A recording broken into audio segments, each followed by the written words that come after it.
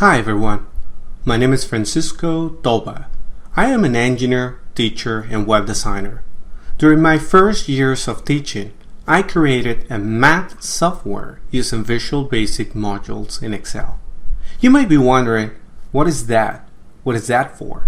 Well, Visual Basic in Excel is the code we can use to automate activities in spreadsheets. With snippets of code, we can develop our own software to make our lives easier and save us a lot of time in the long run in tedious and repetitive activities. One of the things I noticed with my students was their lack of a strong basic knowledge of math fluency. They were still counting with their fingers.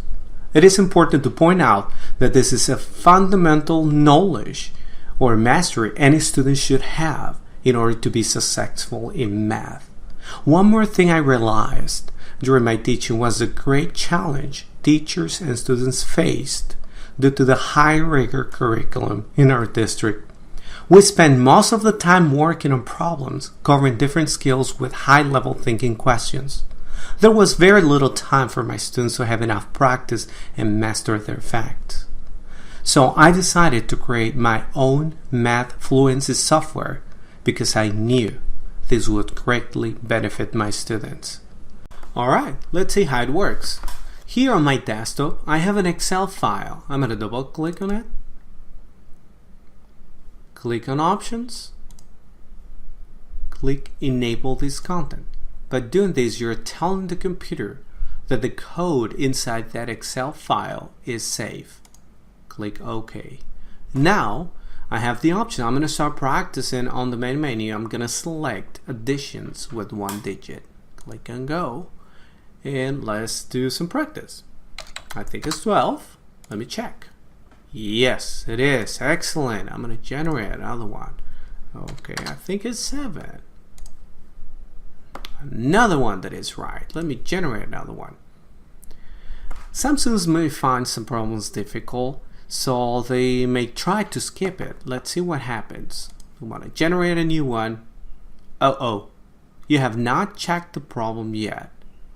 Okay, what this means is that they necessarily need to solve this problem first before moving on to the next one. Alright, let me give an answer for this one and check.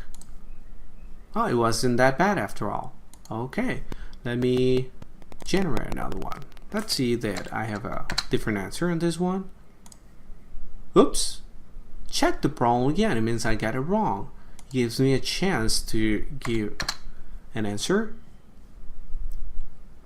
Check.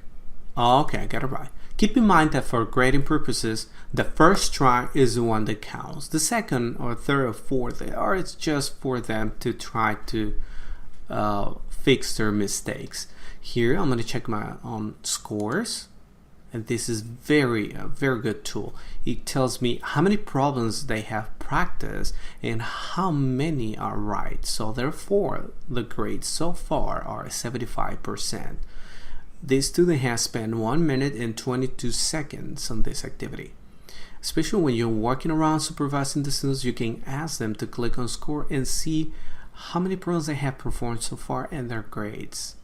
That's a very good tool.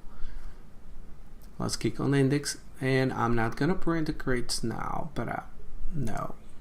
You wanna quit this practice? No. Oh, I forgot to tell you one more thing. Here, when you click on print grades, do you want to print your grades now? Yes.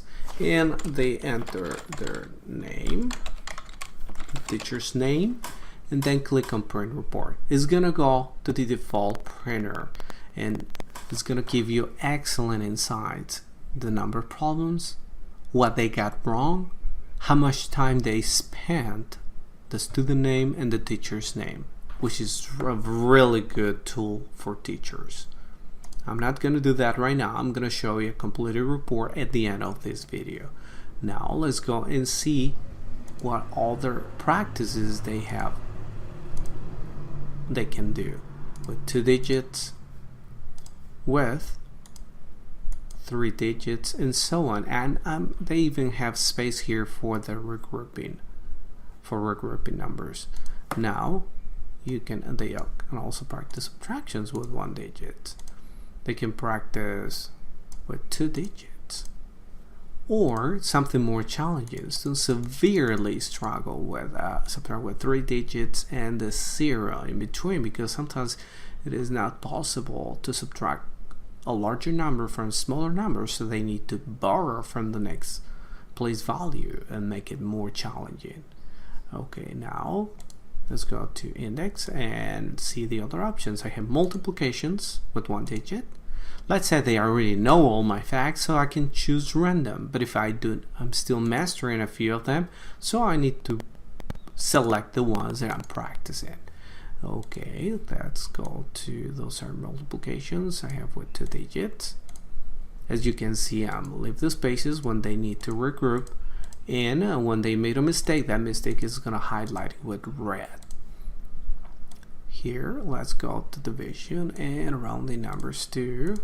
Rounding numbers has another option here. This option is could be random rounding or rounding to tens, hundreds, or thousands. Here, let's select one option and see what it is. Alright, so we have also not only rounding, we have ordering numbers as well. Here in ordering numbers, and they need to order the numbers and they will never know what is going to come up. It could be, they could be asked to order the numbers from least to greatest or from greatest to least. Let's check another option here. It could be also number lines. Oh, I love number lines too. They will never know where the pattern is going to be. Let's select number line again. Oh no, the empty spots are in different places, so they need to crack the pattern to see what the response is going to be. All right, I'm going to show you where the code is running behind the scenes to make all the magic happen in the front end. All right, let's go to the bottom here on this label. I'm going to right click and select view code. Here, as you can see, it's all the code, and I'm going to click on in the upper left corner. You can see that I'm going to open each one of the spreadsheets. Every spreadsheet is considered as an object. So behind each object, you can declare the variables to work with for that sheet. And we have conditionals, loops, and complex math calculations. Here, this is for 3 digits. And we have 4 subtractions, 1, 2, and 3 digits. Yes, all the complex math calculations run in fractions of seconds, which is very proficient. Here I have the forms. These are the ones that are very nicely designed for the students to see. This is the one for content, which contains the main menu. I'm going to see what is behind. Here I have the list that gets populated on the front end. Here I have the message box. This is the one the students get when they have it right. And the facts with a nice drop down menu, and let's see what is behind. Okay, we have the list. It is going to populate the facts. The grades, here on the grades. And to print grades, we have all the settings to be sent to the printer. And we have also the scores. This is a very, very valuable tool for teachers because they get good insights right there and then when the students are working. Let's see what is behind. And I have more forms here, and this is another one with rounding numbers with the drop down menu. Okay, and now we have another message box when they have it wrong. Here I have also modules. The modules here, and they can allocate different global variables. They can run in the whole project. Although what I mean by that, inside the spreadsheets or anywhere.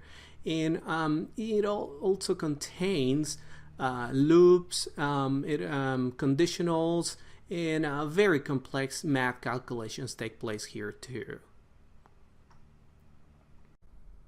Alright, as promised, here is a printed report of one of my students. The activity the student was practicing with was multiplication with 1 digit. Here you have the date, you have the student's name on the left, the teacher's name, and on the right we have how many problems the student performed or completed and how many the student got right.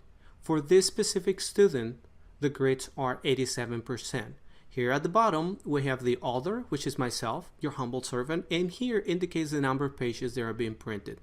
Keep in mind that some students can solve as many problems compared to others who can solve just a few in the same amount of time. Here it shows the duration, which is the amount of time the student spent on this activity. Besides, what teacher doesn't love having easy grades and good insights at the same time? If you're watching this video directly on my YouTube channel and would like to contact me, just click on the link below this video at www.franciscotoba.com.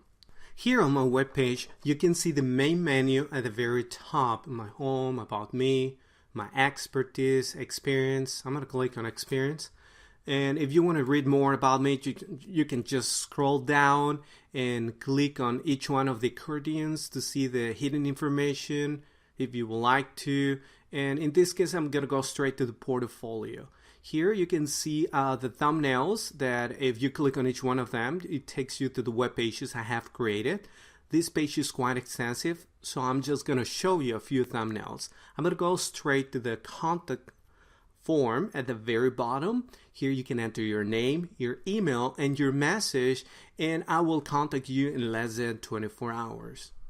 If you know someone would benefit from this video, I will appreciate it if you share it with them. And if you liked information in this video, please like it and be sure to subscribe so you will not miss my upcoming videos. Thank you for watching.